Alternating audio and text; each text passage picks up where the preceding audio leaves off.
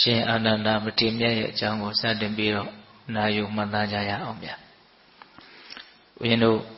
ဘယ်ကနေစပြီးတော့ပြောကြမလဲဆိုလို့ရှိရင်ရှင်အာနန္ဒမထေရမြတ်အလောင်းလျာဒီဣတရက်စုပန်တော်မူတဲ့အတိတ်အကြောင်းအရာလေးကနေစတင်ပြီးတော့မှတ်သားကြည့်ရအောင်အခတဝကအရှင်မြတ်များစုပန်နေဆိုတာကလွန်ခဲ့တဲ့တ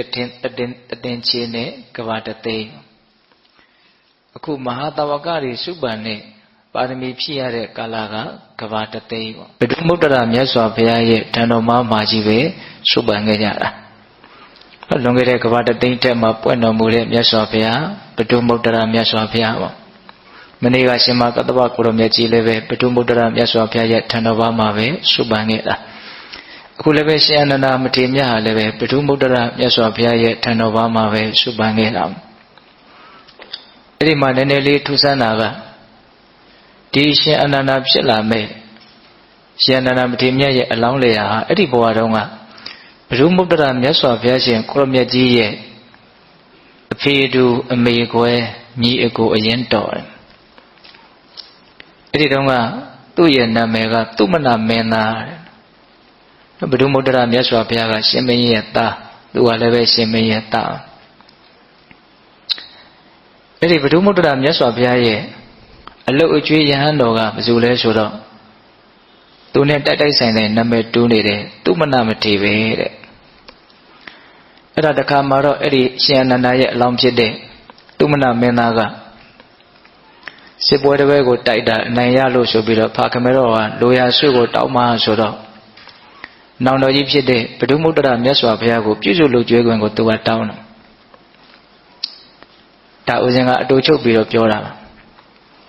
အဲ့ဒါနဲ့ဘုဒ္ဓမုတ္တရမြတ်စွာဘုရားနောင်တော်ကြီးဖြစ်တဲ့မြတ်စွာဘုရားကြီးကိုသွားပြီးတော့ဖူးမြော်မယ်ဆိုတော့မြတ်စွာဘုရားရဲ့ကျောင်းတော်တကားပေါက်ပိတ်ထားတာကိုဘယ်ယဟန်ကမှမြတ်စွာဘုရားကိုသွားပြီးတော့မလျှောက်ရဲဘူးမဝင်ရဲကြဘူးအဲ့ဒါနဲ့တပည့်တော်ဘုရားဖူးခြင်းပါတယ်တပည့်တော်ရဲ့နောင်တော်ကြီးမြတ်စွာဘုရားကိုဖူးမြော်ဖို့အတွက်ဘယ်လိုလုပ်ရမလို့ဆိုတော့အလုတ်အကျွေးဖြစ်တဲ့သူမနာယဟန်ကိုမင်းသွားပြီးတော့ပြောအဲ့ဒါဆိုလို့ရှိရင်ဘုရားဖူးရလိမ့်မယ်အဲ့ဒီကြတော့မှအလုတ်အကျွေးယဟန်ဖြစ်တဲ့သူမနာမထေရကိုသွားပြီးတော့ရှောက်တော့မှတခွန်းတည်းသောစကားဖြင့်အဲ့ဒီသူမနာမထေရကဒီမြေကြီးကိုရေလိုဖြစ်အောင်တကုတ်အိဋ္ဌိပတ်နဲ့စီမံနေတဲ့ပြီးတော့မှအဲ့ဒီရေထဲကနေငုတ်လျှိုးပြီးတော့သွားတဲ့သဘောမျိုးမြတ်စွာဘုရားရဲ့ကျောင်းအတွင်းထဲကိုရောက်သွားတယ်။ဒါမြတ်စွာဘုရားရဲ့ညီတော်သုမနာမင်းသားမြတ်စွာဘုရားကိုဖူးမြော်ဖို့ခွင့်တောင်းလို့တပည့်တော်လာပြီးတော့လျှောက်ထားတာပါဆိုတော့မြတ်စွာဘုရားလည်းခွင့်ပြုတယ်။အဲဒီမှာပဲရှင်အာနန္ဒရဲ့အလောင်းလျာဖြစ်တဲ့သုမနာမင်းသားကမြတ်စွာဘုရားကိုလျှောက်တာမြတ်စွာဘုရားတဲ့ဒီအယဟန်ကဘယ်လိုအမည်ရှိပါသလဲ။မြတ်စွာဘုရားနဲ့အလွန်တရာမှယဉ်နှီးကျွမ်းဝင်တော်မူတယ်။ဒါဟာငါရဲ့အလုတ်ကျွေးရမယ်သုမနာမထေရလို့အမည်ရတယ်အဲ့ဒီမှာပဲသူစိတ်ကူးပေါက်သွားတာငါလည်းပဲတဆူဆူသောမြတ်စွာဘုရားရဲ့ထံတော်ဘာမှာဘုရားရှင်ကိုရမြတ်ကြီးတို့နဲ့အရင်ဒီဆုံးအကျွမ်းဝင်ဆုံးစုအလုတ်အကျွေးစုကိုငါပန်မယ်ဆိုပြီးတော့အဲ့ဒီမှာအလုတ်ကျွေးစုကိုပန်တာသူရဲ့ဇလန်းလေးကအဲ့ဒါလို့ဟုတ်လားအဲ့ဒါနဲ့ဦးဇင်းတို့ပါရမီကဘာတသိန်းကာလပါရမီဖြည့်ပြီးတော့မြတ်စွာဘုရားလက်ထက်နောက်ဆုံးဘဝသုတ္တရဏမင်းကြီးရဲ့နော်ညီတော်တစ်ပါးဖြစ်တဲ့အမိတောဒနာဆိုတဲ့တာကိယမင်းသားရှိတယ်အဲ့ဒီအမိတောဒနာတာကိယမင်းသားရဲ့သားလာဖြစ်တယ်တဲ့ရှင်အနန္ဒအမြတ်စွာဘုရားနဲ့ညီကိုဝမ်းခွဲတော်တယ်ပေါ့အဲ့ဒါသူတို့ယဟန်ပြုကြပုံကဒီတာကိယမင်းသားတွေကတကယ်လို့မြတ်စွာဘုရားကတောထွက်ပြီးတော့တရားမကျင့်ဘူးဘုရားဖြစ်အောင်မလုပ်ဘူးဆိုရင်စัจ java မင်းကြီးဖြစ်မယ်တကယ်လို့တိဋ္ဌထမင်းသားသာစက္ကရေဝရမင်းဖြစ်လို့ရှိရင်ကျန်တဲ့တာကွေမင်းသားတွေဟာအချမ်းရံနေနဲ့အလွန်တရာမှပဲဂုံကျက်တည်ရှိရမယ်ပေါ့အခုတိဋ္ဌထမင်းသားကဘုရားအဖြစ်တမ္မာသမ္ဗောဓိဉာဏ်ကိုရလို့သတ္တဝိညုတဉာဏ်ကိုရလို့ဘုရားအဖြစ်နဲ့ပွင့်ထွန်းလာပြီဆိုတော့ဘာဘူးလို့တာကွေမင်းသားတွေဟာယဟန်မပြုတ်ကြတာတော့ဝိုင်းပြီးတော့ကဲရကြတာအဲ့ဒါမလို့တချို့ယဟန်ပြုတ်ကြတာအဲ့ဒီရှင်အနန္ဒတို့ယဟန်ပြုတ်ကြတဲ့အဖွဲ့ကတော့အလွန်မှပိဿပေါင်းတို့ကောင်းတို့ထင်ရှားကြော်ကြပါတယ်တာကိဝင်မင်းသား6ယောက်ကြားဘူးတယ်မဟုတ်လားနော် ပတိယမင်းသားရဲ့အနုရုဒ္ဓမင်းသားရဲ့အာနန္ဒမင်းသားရဲ့ဘကုမင်းသားရဲ့ကိမိလမင်းသားရဲ့ဒေဝတတ္တမင်းသားရဲ့ဆိုပြီးတော့တာကွေမင်းသား6ယောက်အဲ့ဒါမြတ်စွာဘုရားရှိရာအနုပိယတေယတောအုပ်ကိုသွားပြီးတော့ယဟန်ပြုကြတာဘယ်သူပါသွားလဲဆိုတော့သူတို့ရဲ့အလုတ်အကျွေးသူတို့ရဲ့ဆက်တာတဲ့ဥပါလိပါသွားတယ်အဲ့တော့ဥပါလိကိုသူတို့မှာဝတ်စားဆင်ရင်ထားတဲ့အဝတ်စားယရဏပစ္စည်းတွေကိုအကုန်လုံးပေးပြီးတော့မင်းပြန်တော့တို့ကယဟန်ပြုကြမှာအဲ့ဒီမှာဥပါလိကအဲ့ဒီယရဏတုတ်ကြီးလက်ဝတ်လက်စားတုတ်ကြီးကိုပိုက်ပြီးတော့ဝမ်းမြောက်ဝမ်းသာပြန်လာလမ်းရောက်တော့မှသူစဉ်းစားတယ်ဟောဒီတာကိဝင်းတွေကအလွန်မှခက်ထန်နေတဲ့တကယ်လို့ငါနန်းတော်ရောက်ပြီဆိုလို့ရှိရင်မင်းသား6ယောက်ကိုဖျောက်ဖျက်လာသလားမသိဘူးဆိုတော့ငါ့ကိုတတ်ကြမှာ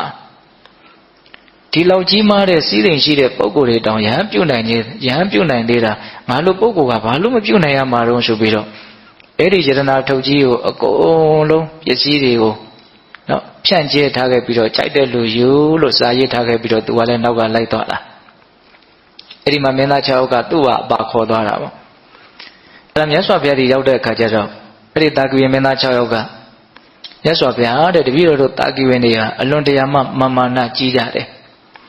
ဒါကြောင့်ဟောဒီစတ္တာတဲ့ဖြစ်တဲ့ဥပါလိကိုအရင်ယဟန်ပြုတ်ပေးပါသူ့ရဲ့ခြေကိုရှ िख ိုးပြီးမှတပည့်တော်ယဟန်ပြုတ်ပါမယ်မာနကိုနော်နှိမ့်ချဖို့အတွက်သူတို့အဲ့လိုကြိုးစားအထောက်ထားအဲ့ဒီလိုနဲ့ဦးဇင်းတို့ရှင်အနန္ဒကိုတော်မြတ်ယဟန်ဖြစ်လာတယ်လို့ဆိုရပါစို့နော်အဲ့ဒါအသေးသေးတရားတို့တရားမြတ်တွေကိုရကြတယ်အဲ့ရှင်ဒေဝဒတ်ကတော့လောကီအပင်ဉာဏ်လောက်နဲ့ရက်နေတာပေါ့အဲ့တော့ဦးဇင်းတို့ရှင်အနန္ဒကိုတော်မြတ်ယဟန်ဖြစ်ပြီးတဲ့နောက်မှာမကြာခင်မှာပဲသောတပတ္တိမေညာပူညာကိုရတယ်အဲ့ရှင်အနန္ဒသောတပန်ဖြစ်တာကမြတ်စွာဘုရားဟောကြားတဲ့တရားကိုနာရလို့သောတပန်ဖြစ်တာမဟုတ်ဘူးတဲ့မန္တန်ဒီပုဒ္ဒအရှင်ပုံနာမထေရဟောပြတဲ့တရားကိုနာပြီးတော့သောတပန်ဖြစ်တာတဲ့အဲ့ဒီတရားလေးကလည်းပဲတော်တော်လေးမှတ်သားစရာကောင်းလိုရင်းကြအောင်ထိထိမိမိဟောပြထားတဲ့တရားပေါ့အဲ့ဒီရှင်ပုံနာမထေရဆိုတာကအလွန်တရာမှတရားဟောတာစကားပြောတာကျွမ်းကျင်တယ်အဲ့ဒီရှင်ပုံနာမထေရရဲ့တရားစကားကိုနာယူပြီးတော့သူသောတပတ္တိမေညာပူညာကိုရတယ်ဆိုတာကိုရှင်အနန္ဒကိုတော်တိုင်ဟောပြထားတဲ့အာနန္ဒသုတ်တံဆိုပြီးတော့နိဒာနဘကတန်ရုပ်ပါဠိတော်မှာမှတ်တမ်းတင်ထားတာရှိတယ်။ငါရှင်တို့တဲ့အရှင်အနန္ဒကိုတော်တိုင်ဟောပြတာမန္တန်ဒီပုဒ္ဒရှင်ပုံနာမထေရယဟန်ပြုတ်တဲ့တည်ငယ်တို့လိုယဟန်တွေအတွက်အလွန်တရာမှအကျိုးကျေးဇူးများတယ်။ငါဆိုလို့ရှိရင်အဲ့ဒီရှင်ပုံနာဟောပြတဲ့တရားကိုနာရကြရပြီးတော့တရားအသိဉာဏ်ကိုရခဲ့တာဘယ်လိုဟောပြတာလဲဆိုတော့သူကဥပမာလေးနဲ့ဟောတာအာနန္ဒာတဲ့ငါဖြစ်တယ်ဒါဟာငါပဲလို့ဒီသဘာဝတရားတွေကိုငါလို့မှားယွင်းစွာဆွဲလန်းမှတ်တင်ခြင်းဟာအကြောင်းတရားရှိလို့အကြောင်းကိုဆွဲပြီးတော့အဲ့ဒီငါဆိုတဲ့အမြင်မှားကြီးဖြစ်လာတာတဲ့နော်ငါလို့ထင်တာအစွဲပြုတ်ပြီးတော့ထင်တာအကြောင်းပြုတ်ပြီးတော့ထင်တာဘာကိုအစွဲပြုတ်ပြီးတော့ထင်တာလဲဥပမာသူကအရင်ပေးတယ်မှန်ကြည့်ပြီဆိုလို့ရှိရင်ဒီမျက်နှာရိပ်နဲ့မှန်တဲ့ဒီနှစ်ခုကိုအကြောင်းပြုတ်ပြီးတော့မှန်တဲ့မှာအရေးထင်လာတာဟုတ်လားရေခွက်ထဲမှာကိုယ့်ရဲ့မျက်နှာရိပ်ကိုကြည့်မယ်ဆိုရင်ကိုယ့်ရဲ့ဒီမျက်နှာရိပ်လည်းရှိတယ်ဒီရေပြင်လည်းရှိတယ်အဲ့ဒီနှစ်ခုကိုအကြောင်းပြုတ်ပြီးတော့ရေထဲမှာမျက်နှာရိပ်ကြီးထင်လာတာအဲ့ဒီအရေးဟာအလကားထင်လာတာမဟုတ်ဘူးနော်မှန်တဲ့မျက်နှာရိပ်နဲ့ပေါင်းမိပြီးတော့မှန်တဲ့မှာအရေးထင်လာတာအဲ့ဒါလေးကိုဥမာပေးတာငါဆိုတဲ့စွဲလန်းတဲ့မှားယွင်းတဲ့အဲ့ဒီမှတ်ထင်မှုဟာလည်းပဲဒီရုပ်ဝေဒနာတင်ညာသင်္ခါရဝိညာဉ်လို့ဆိုတဲ့ဒီခန္ဓာ၅ပါးကိုအကြောင်းပြုပြီးတော့ဖြစ်တာတဲ့နော်ငါဆိုတဲ့အမြင်မှားကြီးဟာဘာကိုအကြောင်းပြုပြီးတော့ဖြစ်တာလဲခန္ဓာ၅ပါးကိုအကြောင်းပြုပြီးတော့ဖြစ်တာတဲ့ဒါတိတိကျကျလေးနားလည်အောင်ကြိုးစားတဲ့ဒီဒေသနာလေးကိုအဲ့ဒီငါဆိုတဲ့အစွဲကအကုသိုလ်အလုံးတို့ရဲ့အခြေခံပဲနော်အဲ့ဒီငါစွဲကိုဖြုတ်နိုင်လို့ရှိရင်အမြင့်ပြတ်ဖြုတ်နိုင်လို့ရှိရင်အဘယ်တန်တရားနဲ့ဇေယျပြတ်အဲ့ဒီငါစွဲကြောင့်စိတ်ဆင်းရဲရတွေစိတ်ပူရတာတွေအကြီးအကျယ်တုန်လှုပ်ခြောက်ခြားရတာတွေဆိုတာဖြစ်တာငါစွဲဆိုတာတရားမတို့အင်းတို့ရဲ့ဘဝမှာအကြီးမားဆုံးနှိမ့်ဆက်နိုင်တဲ့ဉာဏ်တို့ပဲဘယ်ရာမှအဲ့လောက်ကြောက်စရာမကောင်းအဲ့ဒီငါစွဲကိုအဓိကကင်ပြီးတော့ပြောနေတာ နော်ငါဆိုတဲ့ဒီမှားယွင်းတဲ့မှတ်တင်မှုဟာအစွဲပြုပြီးတော့ဖြစ်တာတဲ့ဘာကိုအစွဲပြုပြီးတော့ဖြစ်တာလဲဆိုရင်ခန္ဓာ၅ပါးကိုအစွဲပြုပြီးတော့ဖြစ်တာတဲ့မှန်ကိုအစွဲပြုပြီးတော့အရေးပေါ်လာသလိုပဲတဲ့နော်ခန္ဓာ၅ပါးကိုစွဲပြုပြီးတော့ငါဆိုတဲ့အထင်မှားကြီးဖြစ်တာတော့ငါဆိုတဲ့အထင်မှားကြီးမဖြစ်ချင်ဘူးဆိုရင်ဒီခန္ဓာ၅ပါးရဲ့သဘောမှန်ကိုသိဖို့လိုတယ်ပေါ့အဲ့ဒါခန္ဓာ၅ပါးရဲ့သဘောမှန်ကိုသိအောင်အဲ့ဒီမထေရမြတ်ကြီးကဘယ်လိုမေးတော့ဆိုတော့အာနန္ဒာတဲ့ဒီရုပ်အစုဝေးဟာတည်မြဲတဲ့သဘောရှိလားမတည်မြဲတဲ့သဘောရှိလားတဲ့မတည်မြဲတဲ့သဘောရှိတယ်မတည်မြဲတဲ့သဘောဆိုလို့ရှိရင်အကောင်းဖြစ်နိုင်မလားအဆိုးဖြစ်နိုင်မလားအဆိုးပဲဖြစ်မယ်အကောင်းမဟုတ်ဘူးနော်မတည်မြဲတဲ့သဘောဟာဆင်းရဲလားချမ်းသာလားဒီလိုမေးတာမတည်မြဲတဲ့သဘောကအကောင်းမဟုတ်အဲ့လိုဆိုရင်မတည်မြဲသောအကောင်းမဟုတ်သောအဲ့ဒီသဘာဝတွေကိုဒါဟာငါပဲဒါဟာငါဥစ္စာပဲလို့မှားယွင်းစွာဆွဲလန်းမှတ်တင်ခြင်းကတင့်တော်ပါမလားတဲ့လို့မေးတာအဲ့လိုပဲဦးဇင်းတို့ဝေဒနာတင်ညာသင်္ခါရဝိညာဉ်ခန္ဓာ၅ပါးပေါ့နောက်လူငယ်တွေနားလည်အောင်ပြောရရင်တော့ဒီရုပ်အစုနာအစုနော်အစုအဝေးဆိုတာကိုပါဠိလိုခန္ဓာလို့ပြောတယ်နော်ရုပ်အစုကိုရုပ်ပဲခန္ဓာနော်နာအစုကိုတော့၄စုခွဲပြီးတော့ဟောတယ်ဝေဒနာအစုဝေးဝေဒနာခန္ဓာမှတ်သားမှုတင်ညာအစုဝေးတင်ညာခန္ဓာနောက်ပြုလို့မှုရှိစုံမှုသင်္ခါရအစုဝေးသင်္ခါရခန္ဓာတိမှုဝိညာဉ်တို့ရဲ့အစုဝေးဝိညာဉ်နဲ့ခန္ဓာဒါကိုအကျဉ်းမြင်လေးနားလည်အောင်ရုပ်အစုနာအစုလို့ဒီလိုမှတ်မယ်ဆိုရင်လည်းမရဘူးလားရတယ်နော်အဲ့ဒီရုပ်အစုနာအစုကိုပဲအစွဲပြုပြီးတော့ငါဆိုတဲ့အထင်မှားကြီးပေါ်လာတာတဲ့တော့ငါဆိုတဲ့အထင်မှားကြီးပေါ်မလာအောင်ဒီရုပ်အစုနာအစုရဲ့အခြေအနေမှန်ကိုသိအောင်ကြိုးစားရမယ်တော့ရုပ်အစုနာအစုဆိုတာငါလားမတည်မြဲတဲ့သဘောလားလို့မေးမတည်မြဲတဲ့သဘောမတည်မြဲတဲ့သဘောကိုတကယ်မြင်လို့ရှိရင်ငါလို့ဆွဲလန်းတဲ့မှတ်ထင်မှုဖြစ်စရာအကြောင်းမရှိဘူး။ရုပ်ဆိုတာမတည်မြဲတဲ့သဘောပဲငါမဟုတ်ဘူး။သဘာဝတရားမှာဘယ်လိုသဘာဝတရားလဲဆိုရင်မတည်မြဲတဲ့သဘာဝတရား။ခုပဲဖြစ်လာတယ်ခုပဲမရှိတော့ဘူးထပ်ဖြစ်တယ်အတိပဲထပ်ပြီးတော့ဖြစ်နေတယ်။အတိပြီးတော့အတိပဲထပ်ပြီးတော့ဖြစ်နေတယ်။စောစောကဖြစ်ခဲ့တာနဲ့အခုဖြစ်နေတာနဲ့တခုတည်းမဟုတ်ဘူး။သဘောပေါက်ရဲ့လား။စောစောကဖြစ်ခဲ့တာမရှိတော့ဘူးအခုဖြစ်နေတာအတိငါလို့စွဲကြရငါလို့ထင်ကြရဒီယုတ်ဒီနံရဲ့တဘာဝကိုသာမတည်မြဲဘူးလို့အမှန်သိရင်ငါလို့စွဲကြရမရှိဘူးဆိုတာကိုလည်းအမှန်သိမယ်ပေါ့အဲ့တော့ငါစွဲကင်းနေတယ်ဆိုလို့ရှိရင်ငါစွဲကိုလျှော့ချခြင်းတယ်ဆိုရင်ဒီခန္ဓာဟာမတည်မြဲတဲ့တဘာဝအစုအဝေးများတာဖြစ်တယ်လို့သူ့ရဲ့အမြင်မှန်ကိုသာအခြေအနေမှန်ကိုသာမြင်အောင်ကြည့်ဖို့လိုတယ်ဒါပဲရိုးရိုးလေးပဲနော်အနိစ္စကိုသာတကယ်မြင်မယ်ဆိုရင်ငါဆွဲအဲ့ဒီအချိန်မှာမဖြစ်ဘူးပေါ့ဟုတ်လားဒါကြောင့်ဒီမတည်မြဲတဲ့သဘာဝအစုအဝေးသာဖြစ်တယ်ဆိုတာကိုတကယ်မြင်အောင်ကြည့်ဒါကဥစဉ်ကစဉ်းစားမိတာလေးကိုပြောပြပါမယ်ငါလို့ထင်တယ်ဆိုတာဘလို့ထင်နေတာတော့နော်ကိုတိတ္တဆအရွယ်တွေကစအနေထားကြီးကအခုချိန်ထိမပြောင်းလဲဘူးလို့ထင်နေတာနော်တခုတည်းလို့ထင်နေတာနော်ဒါကိုပဲခြုံပြီးတော့ငါလို့လှုပ်ထားတာမနေ့တုန်းကရောအရင်လကရောအရင်နှစ်ကရောကုံလုံးခဲ့တဲ့အချိန်တွေမှာဖြစ်ခဲ့တဲ့ငါအခုငါမသိမချင်းငါတငါတည်းငါထားတာတလုံးတစ်ခဲတည်းတစ်ဆက်တည်းဟုတ်တယ်မို့လားတကယ်လို့သာငကိုယ်တုန်းကဖြစ်ခဲ့တဲ့အခြေအနေကတကယ်မရှိတော့ဘူးအခုအစ်စ်ကလေးနဲ့ဖြစ်နေတာဒါလည်းပဲဒလဇက်ပျောက်ပြက်နေတယ်လို့အမြင်မှန်ရမယ်ဆိုလို့ရှိရင်ငါဆိုတဲ့အထင်မှာအဲ့ဒီအချိန်မှာမရှိနိုင်ဘူးအဲ့ဒါရှင်ပုံနာကရှင်အာနန္ဒာကိုဟောပြတဲ့တရားပဲမှန်ကိုအစွဲပြုပြီးတော့အရေးဆိုတာပေါ်လာတာခန္ဓာ၅ပါးကိုအစွဲပြုပြီးတော့ငါဆိုတဲ့အမြင်မှကြီးပေါ်လာတာဒါကြောင့်ဒီခန္ဓာ၅ပါးရဲ့အခြေအနေမှန်ကိုသာမြင်အောင်ကြည့်ရမယ်အခြေအနေမှန်ကဘာလဲမတည်မြဲမှုအနေစာအောင်အဲ့ဒီတရားကိုရှင်အာနန္ဒာကိုယ်တော်တိုင်ဟောပြတာအဲ့ဒီမှန်ကိုဥပမာပေးပြီးတော့ဟောပြတဲ့ဒေသနာကိုနာယူပြီးတော့ငါဟာတရားအသိဉာဏ်ဓမ္မစက္ခုကိုရခဲ့တယ်လို့ရှင်အာနန္ဒာကိုယ်တော်တိုင်ဟောပြထားတာနော်ဒါကြောင့်ဘေးသက်ပေါင်းသူတော်တို့ရှင်အာနန္ဒာကိုယ်တော်မြတ်သောတပန်ဖြစ်အောင်ဟောပြတဲ့ပုဂ္ဂိုလ်ကဘယ်သူလဲလို့မေးရှင်ပုံနာလို့မှတ်ရမယ်တရားဒေသနာကမှန်ကိုဥပမာပေးပြီးတော့ဟောပြတဲ့တရားဒေသနာဟုတ်ရဲ့လားအဲ့တော့ဦးဇင်းတို့ဆက်ပြီးတော့ဗာပြောချင်တော့ဆိုတော့ရှင်နာကိုယ်တော်မြတ်သောတပန်ဖြစ်ပြီးပြီဆိုတော့ယဟန္တာဖြစ်တာကမြတ်စွာဘုရားပြိဋိဘံစံပြီးတဲ့နောက်မှာဖြစ်မှာအဲ့တော့မြတ်စွာဘုရားရဲ့ထံတော်ဘာကနေသူဟာဥပထဝကနော်အလုတ်ကျွေးစုကိုရတယ်ဆိုတဲ့အကြောင်းအရာလေးကိုပြောချင်တာ တော်မှာမြတ်စွာဘုရားရှင်ကိုရောမြတ်ကြီးကယဟန်တန်ဃာတွေရဲ့ရှေ့မှာယဟန်တို့တဲ့ငါဘုရားအသက်ကြီးပြ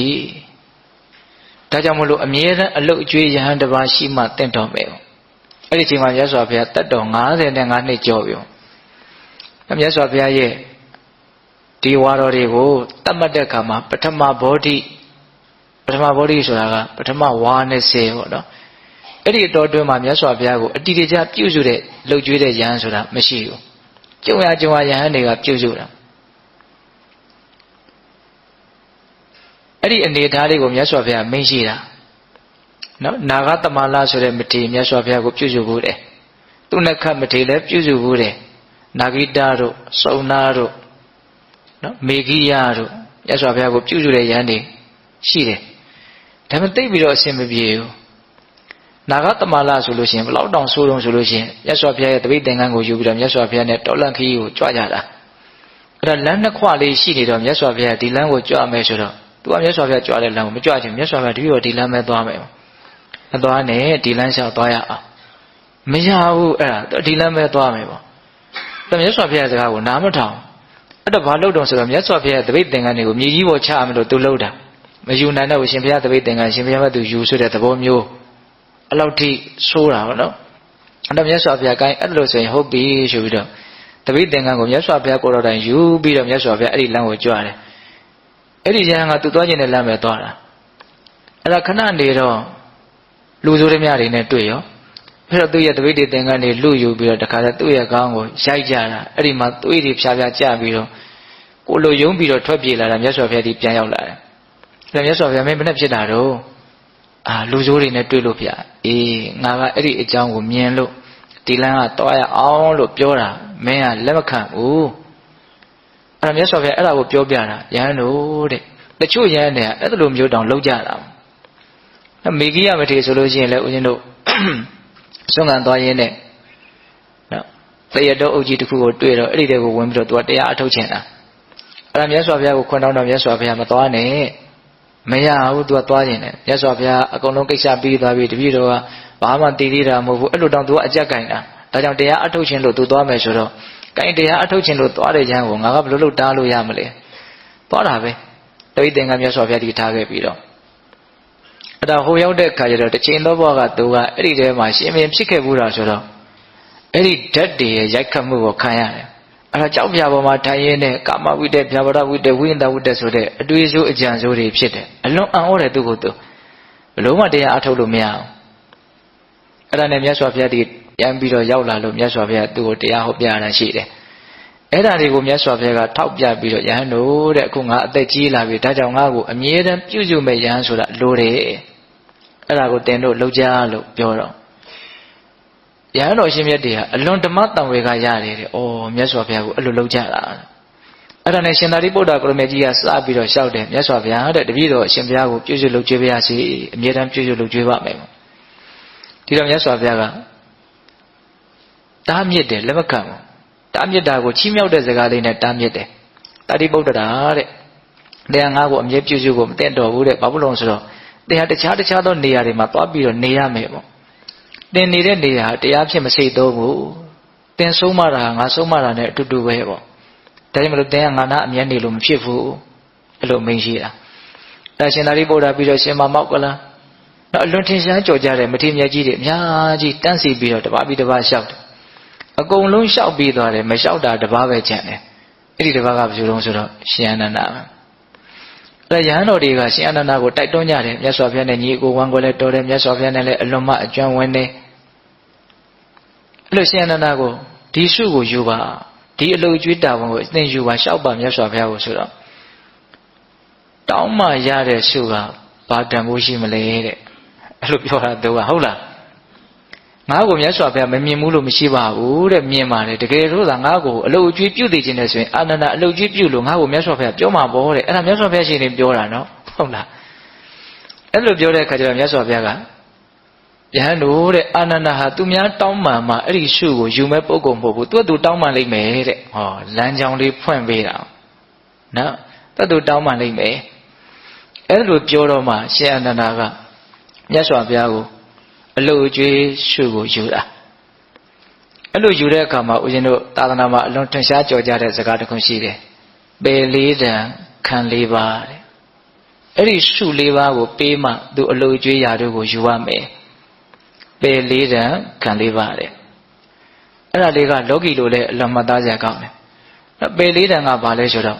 မြတ်စွာဘုရားတဲ့မြတ်စွာဘုရားဟာအလွန်မုံမြတ်တဲ့စွမ်းကိုတပည့်တော်ကိုအလွန်မုံမြတ်တဲ့သင်္ကန်းကိုတပည့်တော်ကိုမပေးဘူးဆိုလို့ရှိရင်နံပါတ်1ပေါ့နော်နောက်နံပါတ်2အလွန်မုံမြတ်တဲ့သင်္ကန်းကိုတပည့်တော်ကိုမပေးဘူးဆိုလို့ရှိရင်နောက်နံပါတ်3မြတ်စွာဘုရားနဲ့နော်ဒီမုံမြတ်တဲ့နေရာမှာတနေရာထဲမှာအတူတူနေခွင့်မပြုဘူးဆိုလို့ရှိရင်ဟုတ်လားပြီးတော့မြတ်စွာဘုရားကြွလေရသွားလေရမှာနောက်တော်ဘာကခေါ်မသွားဘူးဆိုလို့ရှိရင်တပည့်တော်အလုတ်ကျွေးຢာတို့ကိုယူပါမယ်ဒါပယ်လေးပါနော်မုံမြတ်တဲ့သင်္ကန်းရဲ့စွန့်ရဲ့နေရာရဲ့မပေးဘူးဆိုရင်ပြီးတော့သွားလေရစွန့်သားတွေဘာတွေသွားရင်နောက်တော်ဘာကအမြဲခေါ်မသွားဘူးဆိုရင်အဲ့ဒါကို तू မကြိုက်ဘူးပယ်ခိုင်းတယ်အနန္နာတဲ့ဒီလေးပါးမှာဘလို့အပြစ်ကိုမြင်လို့သင်ကပယ်ရတာတော့မို့မြတ်စွာဘုရားတိလည်းနဲ့မေးတာဒါမြတ်စွာဘုရားတဲ့တကယ်လို့သာမြတ်စွာဘုရားတပည့်တော်ကိုမုံမြတ်တဲ့သင်္ကန်းစွာဒါတွေကိုပေးမယ်အတူတူလည်းပဲတကြောင်ထဲမှာထားမယ်သွားလေရခေါ်သွားမယ်ဆိုရင်လုံကျွေးမှာပေါ့ကွာဒီလောက်အခွင့်အရေးတွေရနေတာမလုပ်ဖဲနေမလားဒီလိုသာရရင်တို့လည်းလုံနိုင်ပါတယ်လို့တပည့်တော်ကိုဆွဆွဲကြမှာတဲ့ဒါကြောင့်မလို့ဒီအခွင့်အရေးကိုမယူခြင်းဘူးတဲ့အခွင့်အရေးရတယ်လို့ရလို့လုပ်တယ်လို့အထင်မခံနိုင်ဘူးနော်အခွင့်အရေးရလို့လုပ်တယ်လို့အထင်မခံနိုင်ဘူးတဲ့ဒါကဦးဇင်းတို့ပယ်လေးတန်ပါနောက်ခံလေးပါဆိုတာကဘာလဲမြတ်စွာဘုရားတဲ့နော်မြတ်စွာဘုရားကိုအရက်တစ်ပါးကနေပြီးတော့ပင့်ပေးပါလို့မြတ်စွာဘုရားကိုဓာတ်ရိုက်ပင့်ဖို့မဝင်ရတဲ့ပုဂ္ဂိုလ်တွေကအပင့်ခိုင်းလို့ရှိရင်တပည့်တော်ကမြတ်စွာဘုရားကိုလာပင့်မှမယ်အဲ့လိုတပည့်တော်ကဂျားပင့်ပေးရင်မြတ်စွာဘုရားလက်ခံပေးပါတဲ့တတ်တစ်ချက်နောက်မြတ်စွာဘုရားတဲ့မြတ်စွာဘုရားကိုဖူးမြော်ဖို့အတွက်အရက်ဝေးကနေလာကြတာတချို့မရဲပါဘူးမြတ်စွာဘုရားကိုဓာတ်ရိုက်လာပြီးတော့မဖူးရဲဘူးအဲ့လိုဆိုရင်တပည့်တော်ကသူတို့ကိုမြတ်စွာဘုရားကိုဖူးမြင်ခွင့်ရအောင်ရှောက်ပေးမယ်ဆိုရင်မြတ်စွာဘုရားအဖူးခံတော်မူပါဟုတ်လားနောက်ပြီးတော့မြတ်စွာဘုရားတဲ့တပည့်တော်တန်တရားဖြစ်လို့ရှိရင်မေးခွင့်ပြုပါပေါ့အချိန်မရွေးနော်အဲ့တော့ဦးဇင်းတို့မြတ်စွာဘုရားကိုဝန်ခံချက်တောင်းတဲ့သဘောမျိုးပါပဲနော်မြတ်စွာဘုရားကိုပင့်ဖိတ်လို့ရှိရင်မြတ်စွာဘုရားကြွပေးပါဟုတ်လားမြတ်စွာဘုရားကိုဖူးမြော်ခွင့်တောင်းလို့ရှိရင်မြတ်စွာဘုရားဖူးမြော်ခွင့်ပေးပါတပည့်တော်ရဲ့စိတ်ထဲမှာယုံမှားတန်လျာဖြစ်လာတဲ့အကြောင်းအရာတွေကိုအချိန်မရွေးတပည့်တော်ကိုမေးခွင့်ပြုပါဟုတ်လားနောက်ပြီးတော့မြတ်စွာဘုရားမျက်ွယ်မှာဟောတဲ့တရားတွေတပည့်တော်မပါဘဲနဲ့ဟောတဲ့တရားတွေကိုတပည့်တော်ကိုပြန်ပြီးတော့ဟောပြပါတဲ့အဲ့တော့မြတ်စွာဘုရားကအနန္နာတဲ့ဘယ်လိုအပြစ်ကိုမြင်လို့ဘယ်လိုအကျိုးလေးတွေကိုမြင်လို့ဒီလေးပါးကိုသင်တောင်းဆိုရတာတော့အဲ့လိုမေးတဲ့အခါကျတော့ရှင်အနန္ဒာကတကယ်လို့သာမြတ်စွာဘုရားကိုတပည့်တော်ကပင့်ဖိတ်ပြီးတော့ပေးတာမရဘူးဖူးမြော်ခွင့်တောင်းတာမရဘူးတော့တန်တရားရှိတာကိုမေးခွင့်မရှိဘူးဆိုရင်ဒီလောက်လှုပ်ကြွေးနေတာတောင်ရှင်အနန္ဒာဟာဒီလိုအခွင့်အရေးလေးတောင်မရရှာဘူးအဲ့ဒီလိုသူများကဆွဆွဲခဲ့ရတာကိုတပည့်တော်ခံရလိမ့်မယ်တဲ့ပြီးတော့ဦးဇင်းတို့မျက်ွယ်မှာဟောတဲ့တရားတွေကိုတချို့ကသိကျင်လို့လာမေးကြမယ်ဆိုရင်တပည့်တော်ကတကယ်လို့မပြောနိုင်ဘူးဆိုလို့ရှိရင်ဒီအာနန္ဒယဟဟာအရေးလို့မြတ်စွာဘုရားရဲ့နောက်ကအမြဲတမ်းလိုက်နေပြီးတော့ဒါတောင်သူမသိဘူးလို့တပည့်တော်ကိုအဲ့လိုအပြစ်တင်ကြလိမ့်မယ်တဲ့ဟုတ်လားဒါကြောင့်မို့လို့ဒီစုလေးပါးကိုလည်းပေးတော်မူပါနော်ပယ်လေးတန်ခံလေးပါဟုတ်ရဲ့လား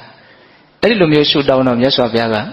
ရှင်အနန္ဒာကိုအလို့အကျွေးရာတို့ပေးတယ်အဲ့ဒါမြတ်စွာဘုရားကိုသူအဲ့ဒီယာတို့ယာတွေကစပြီးတော့ဘလောက်ထိပြုစုလုပ်ကျွေးလဲဆိုလို့ရှိရင်တဲ့နော်ရှိဘူးရည်ချင်းအမြဲတမ်းကန့်လန့်နေ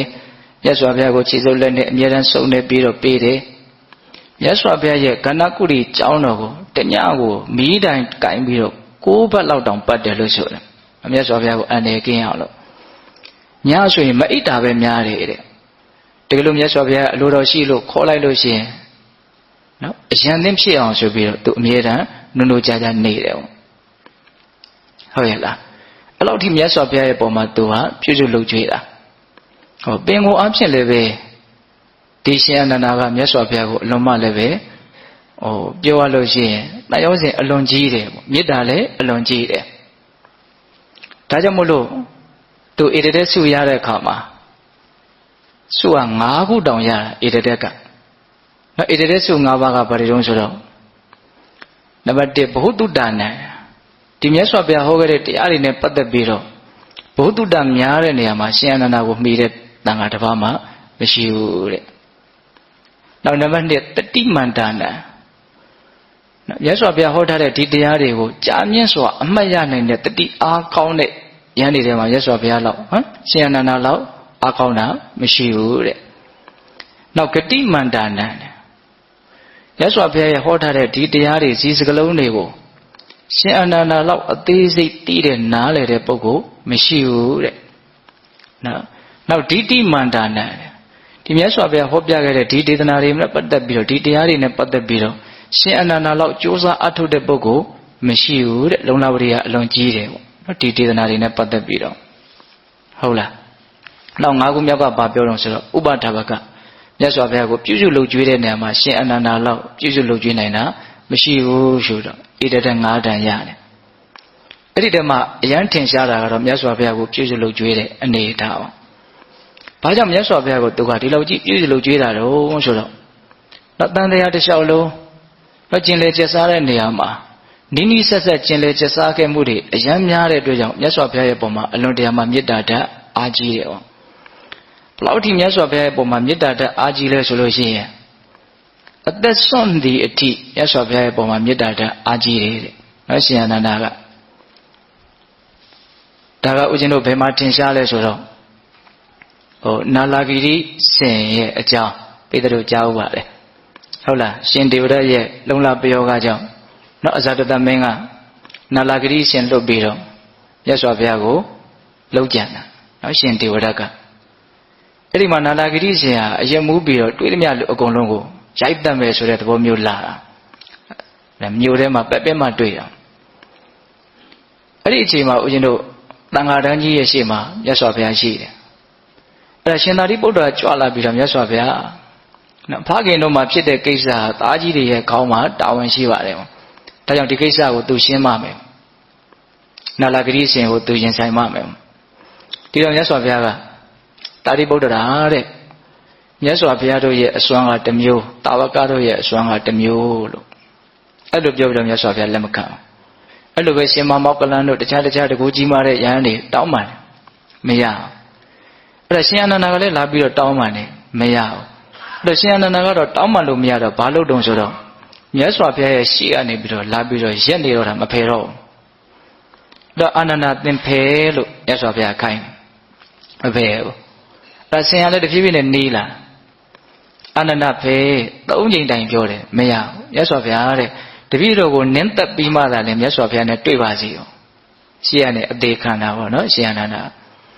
အဲ့ဒါမြတ်စွာဘုရားဘယ်လို့မှလှုပ်လို့မရတဲ့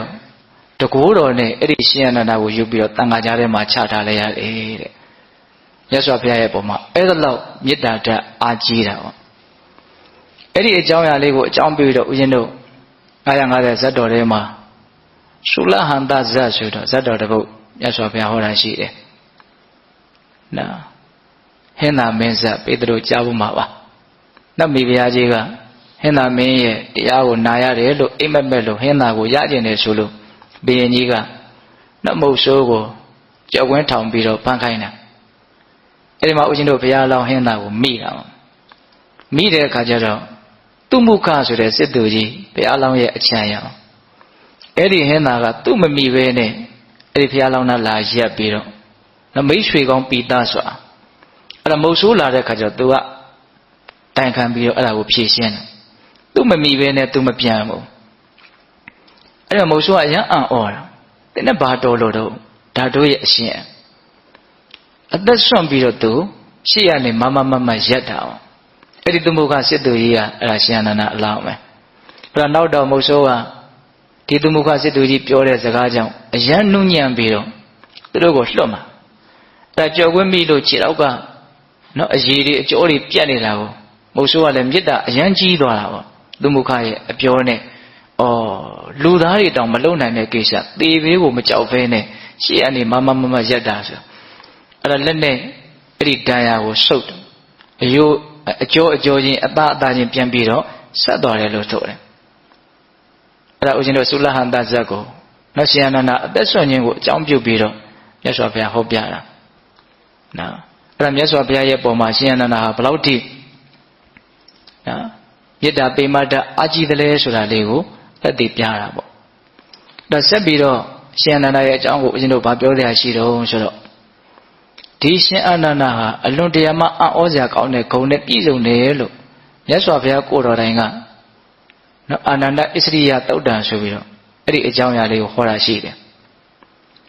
အဲ့ဒါကဘာလဲဆိုတော့ယဟန်ပိဋကကိုရှင်အနန္ဒတရားဟောတဲ့အခါမှာအဲ့ဒီယဟန်ပိဋက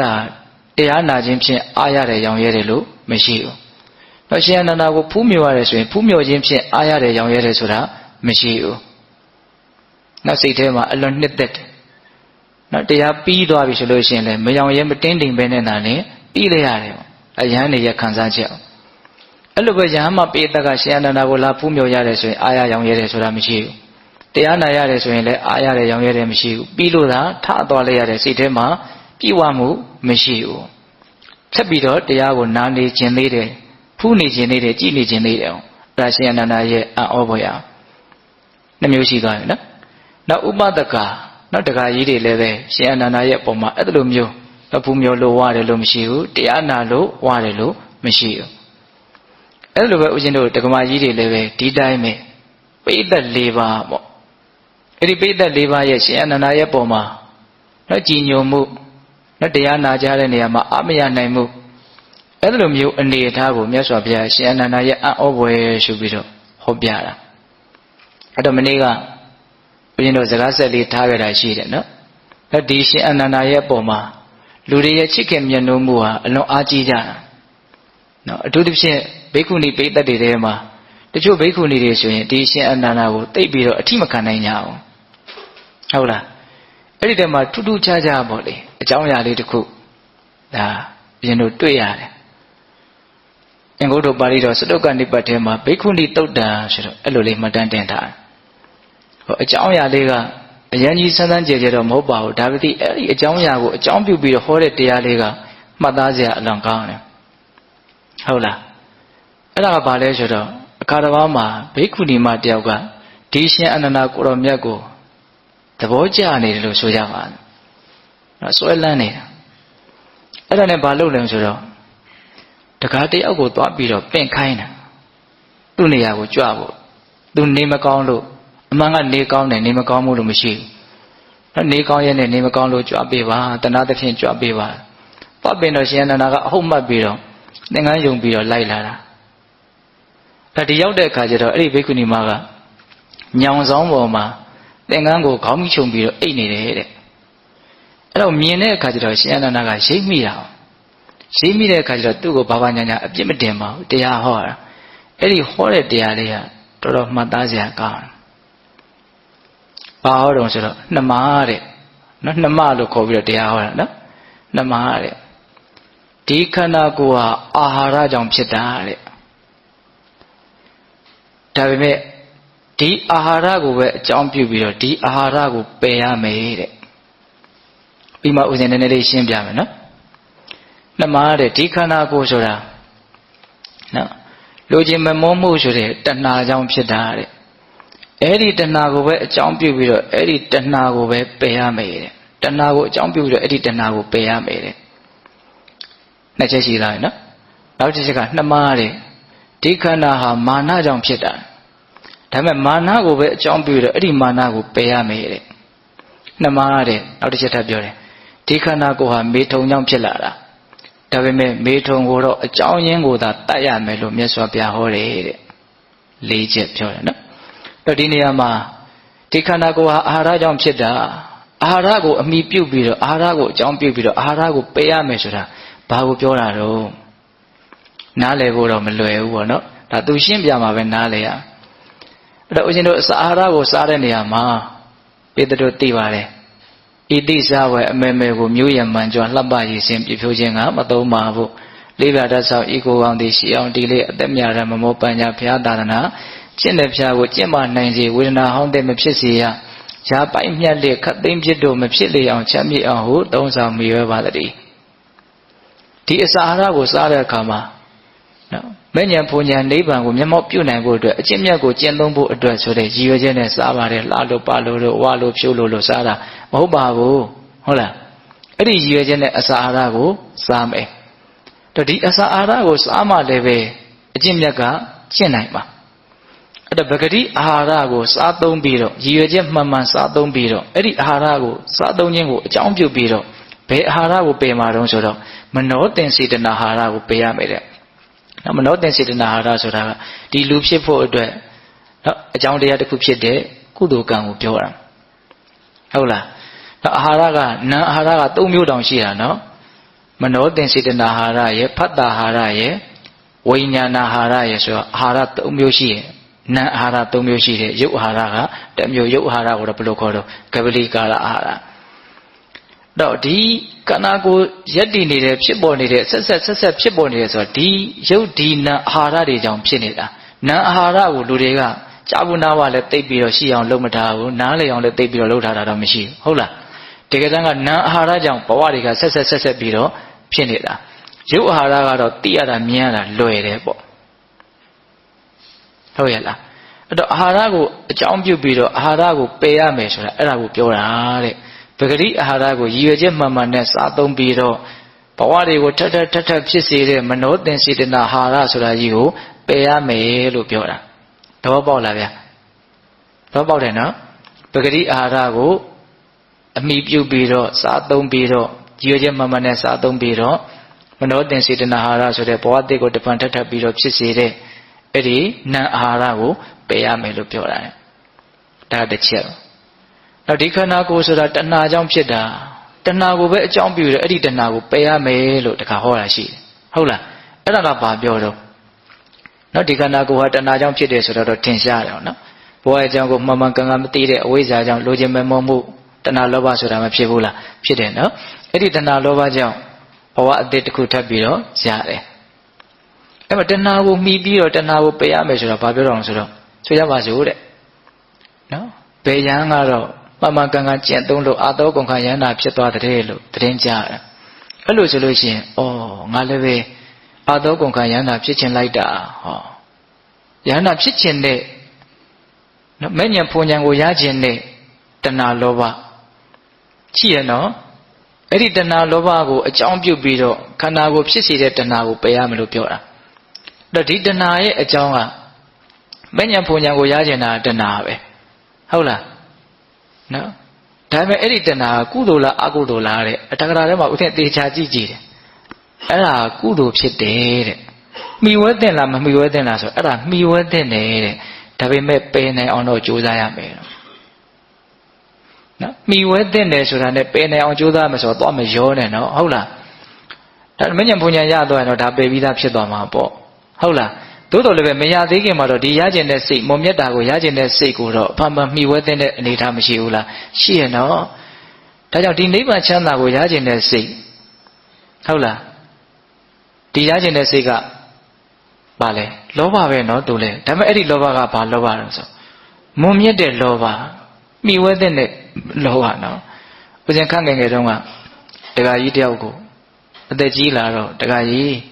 တရားတွေဘာတွေအထုတ်တဲ့နဲ့ရိတ်တာတွေဘာတွေသွားအမျိုးအရင်းကြီးဆိုတော့ပြောတာပေါ့ဦးဇင်းကအဲ့လိုပြောတဲ့အခါကျတော့အဲ့ဒီဦးလေးကသူကလည်းဘုန်းကြီးဘွားလာတာအဲ့တော့ဦးဇင်းရဲ့တဲ့ရိတ်တာသွားခြင်းတယ်ဆိုတာကိုကလောဘပဲမဟုတ်လားတဲ့ဟာဒုက္ခပဲအဲ့တော့ကံကောင်းထောက်မှဆိုတာဒီတုတ်တန်ကိုဦးဇင်းကအဲ့တော့တိပြီးနေပြီဆိုတော့ကိုလည်းပဲတတ်တလောက်မှတ်တလောက်ပြောရတာပေါ့နော်အဲ့တော့တခါကြီးခင်ဗျအဲ့လိုမပြောနဲ့ဒီလောဘကကောင်းတဲ့လောဘ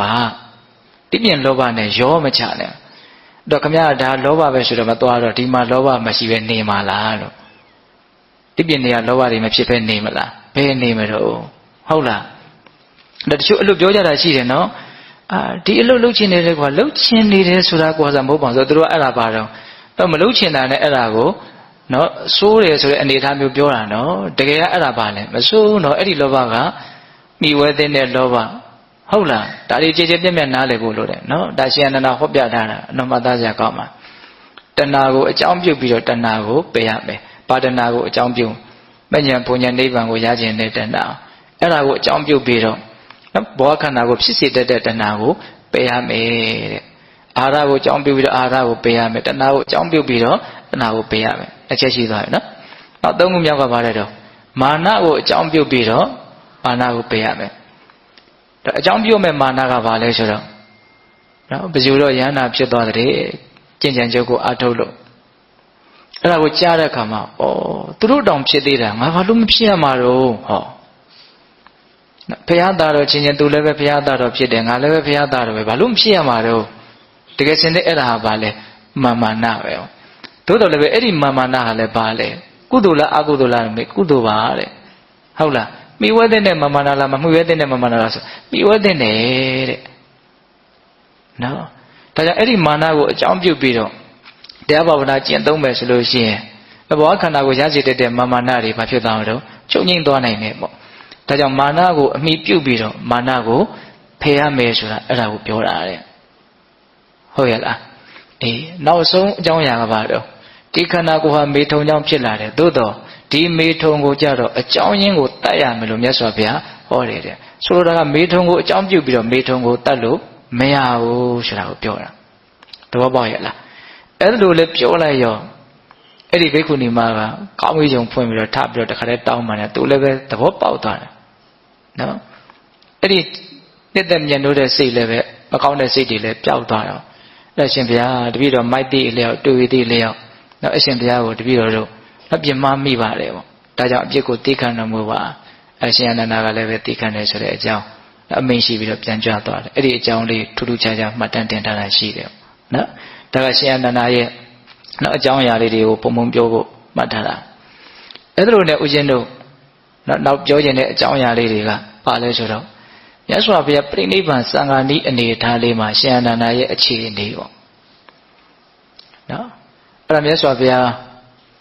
းအာယုသင်္ခါရလွတ်တော့မယ်ဆိုတော့အာယုသင်္ခါရလွတ်တယ်ဆိုတာအသက်နောက်ထပ်ထပ်ရှည်ဖို့အတွက်ဘာမှလုံလဝရိယမစိုက်တော့ဘူးဆိုတဲ့အနေထားကိုပြောတာအဲ့လိုအာယုသင်္ခါရလွတ်တော့မဲ့အနေထားမျိုးမှာမြတ်စွာဘုရားကရှင်အနန္ဒာကိုခေါ်သွားတယ်စာပါဠဇေရီတော့ဝေဒာလေးပြေအဲ့ဒီမှာမြတ်စွာဘုရားဗာမင်းရှိတော်ဆိုတော့ရှင်အနန္ဒာကိုရှေ့ထားပြီးတော့စိတ္တအနန္ဒာဟောဒီဝေဒာလေးပြေဟာအလွန်မွေးလျော်ဝေဟာကောင်းတယ်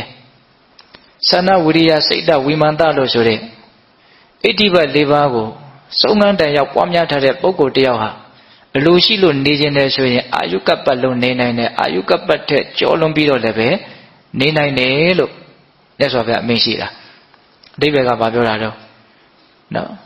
ဣတိဘတ်တရား၄ပါးကိုပွားများထားမယ်ဆိုရင်အသက်တန်းပြည့်အောင်နေနိုင်တယ်အသက်တန်းထက်နည်းနည်းကျော်အောင်လည်းနေနိုင်တယ်လို့မြတ်စွာဘုရားအမိန့်ရှိတာအဲ့လိုအမိန့်ရှိလိုက်ရင်မြတ်စွာဘုရားကိုရှင်အနန္ဒာကမြတ်စွာဘုရားအဲ့လိုဆိုရင်တော့တတန်းပြည့်အောင်နေတော်မူပါဖေရအသက်80နဲ့ပြိဋိဘံမစံပါနဲ့လူတတန်းအဲ့တော့100ဆိုတော့နော်တတန်းပြည့်အောင်တတန်းလုံးအောင်နေတော်မူပါဖေရလို့မြတ်စွာဘုရားကိုသူလျှောက်တဲ့နေပေါ့ဒါ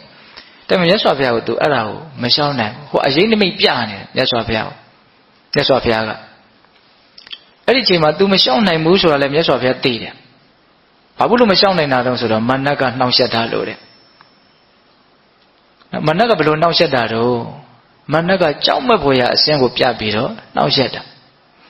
ာမာနနှောင့်ယှက်နေလို့ရှင်အနန္ဒာကဘာမှမလျှောက်နိုင်ဘူးဆိုတာလည်းမြတ်စွာဘုရားသိပါလေနဲ့ဘာလို့ပြောနေရသေးတော့အရင်နေပြနေရသေးတော့ဆိုတစ်ချိန်မှာအာယုသင်္ခါရလွတ်ပြီးပြီလို့ပြောတဲ့ချိန်မှာရှင်အနန္ဒာကတောင်းပါလိမ့်မယ်မြတ်စွာဘုရားပြိဋိဘံမစံပါနဲ့အာယုသင်္ခါရမလွတ်ပါနဲ့လို့တောင်းပါလိမ့်မယ်အဲ့ဒီအချိန်မှာတဲ့ဟောငါတစ်ချိန်တုန်းကပြောခဲ့တာပဲအဲ့ဒီတုန်းကမင်းဘာလို့မတောင်းပါနာလဲလို